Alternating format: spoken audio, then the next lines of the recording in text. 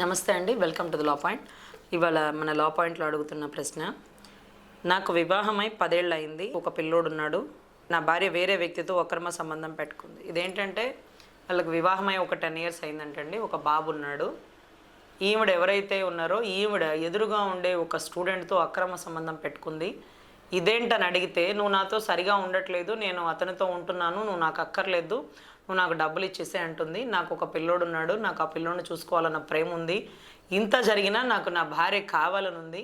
మరి నా భార్య ఏమో బిడ్డను చూసుకోవాలి, నాకు 10 లక్షలు ఇచ్చే, నువ్వు నాకు అక్కర్లేదు, విడాకులు ఇచ్చే అని మాట్లాడుతుంది. ఇప్పుడు నేనేం చేయాలని అడుగుతున్నాడు. సో ఇతన్ని చూస్తుంటే ఇన్నోసెంట్ అని అనిపిస్తుంది. ఎందుకంటే భార్య ఎదురున్న స్టూడెంట్స్తో తప్పు చేస్తుందని తెలిసినా సరే, నాకు నా భార్య కావాలి, నా బిడ్డ కావాలి అంటున్నాడంటే అతను నిజంగా అతని ఔదార్యానికి మెచ్చుకోవాలి. ఇప్పుడు ఏమో 10 లక్షలు దేనికి అడుగుతుందంటే బిడ్డను చూసుకోవడానికి అంటుంది. సో ఈవిడ 10 లక్షలు బిడ్డను చూసుకోవడానికని తీసుకుంటే, ఒకవేళ ఆ భర్త కనుక ఇస్తే, ఎవరైతే ఈ స్టూడెంట్తో ఇల్లీగల్ రిలేషన్ ఉన్నాడో ఆ 10 లక్షలు మొత్తం కాజేస్తాడు. ఐఎమ్ 100% షూర్ అండి.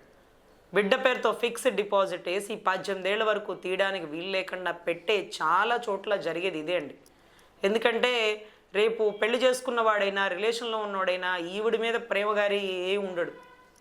ఎందుకంటే ఆవిడ ద్వారా వచ్చే డబ్బులు, ఆస్తులు, పొలాల కోసమే ఈ ప్రేమలు, ఈ రిలేషన్స్, ఈ తప్పుడు రిలేషన్స్ ఎస్పెషల్గా ఇవి నేనైతే భావిస్తాను మనస్ఫూర్తిగా. ఎందుకంటే అప్పటికప్పుడు పుట్టే ప్రేమని అంత తొందరగా నమ్మాల్సిన అవసరం లేదు, కొంత నమ్మచ్చు, అంతా నమ్మక్కర్లేదు. సో ఇక్కడ ఈ భర్త 10 లక్షలు ఇవ్వమని అడుగుతుంది, నా బిడ్డని పెంచాలంటుంది, లేకపోతే చూసుకోవాలంటే 10 లక్షలు ఇవ్వమంటుందని. సార్ మీరేమీ 10 లక్షలు ఇవ్వాల్సిన పని లేదు. మీ దగ్గర ఈ స్టూడెంట్తో రిలేషన్లో ఉండేటటువంటి ఆధారాలు ఏమన్నా ఉంటాయి, 497 అడల్టరీ గ్రౌండ్ కింద మీరు ఫైల్ చేయొచ్చు. ఆవిడ తప్పు అని తెలుస్తుంది. అఫ్కోర్స్ మీరు చివరిలో ఒకటి అడిగినారు, నాకు నా భార్య కావాలి, నా బిడ్డ కావాలని. అట్లాంటప్పుడు మీకు ఈ గ్రౌండ్స్ కూడా అంటే ఈ గ్రౌండ్స్ని మీరు యూటిలైజ్ చేసుకోలేరు. ఎందుకంటే మీ భార్య తప్పుడు దానిగా మీరు సమాజానికి చూపించాలనుకోవట్లేదు. మీ భార్య నుండి విడాకులు కావాలి, తీసుకోవాలి అని మీరు అనుకోవట్లేదు. మీకు ఇంత జరిగినా మీకు మీ భార్య, మీ బిడ్డ కావాలనుకుంటున్నారు.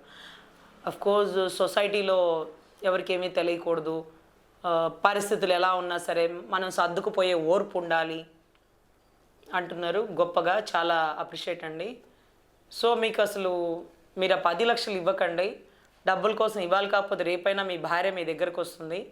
ఇవాళ మీ భార్య ఒంటి మీద ఉండే బంగారం కోసమో, మీ భార్య వయసులో ఉందని శారీరక సుఖం కోసం వచ్చిన ఎవరైతే ఆ స్టూడెంటు రేపు ఇంకొక అమ్మాయి తగలగానే, ఇంకొక అందమైన అమ్మాయి తగలగానే, ఇంకొక డబ్బున్న అమ్మాయి తగలగానే మీ భార్యని వదిలేస్తాడు. వదిలేసినప్పుడు ఇవాళ కాకపోతే రేపైనా మీ భార్య మీ దగ్గరికే వస్తుంది. ఎందుకంటే ఆమెని వాడుకునేవాడే కానీ ఆమెని పోషించేవాడు, ఆమెని ప్రేమగా చూసుకునేవాళ్ళు మీకంటే గొప్ప వాళ్ళు ఎవరు ఉండరు సార్. ఎందుకంటే ఇంత జరిగిన మీరు ఔదార్యంతో, మంచి సహృదయంతో, గొప్పగా ఈ పరిస్థితుల్లో కూడా నాకు నా భార్య కావాలి అన్నందుకు really I hats off sir. So anyway, ఇవాళ ఉండేటటువంటి ఈ లివింగ్ రిలేషను, ఈ తొక్కలో రిలేషను కొన్నాళ్ళకి కట్ అయిపోతుంది. మీ భార్య, మీ బిడ్డ మీ దగ్గరికే వస్తారు. ఎందుకంటే వాడు మీ భార్య ఇల్లు ఒళ్ళు గుల్ల చేస్తాడే కానీ ఈ బిడ్డకి మంచి భవిష్యత్తు ఇవ్వలేడు.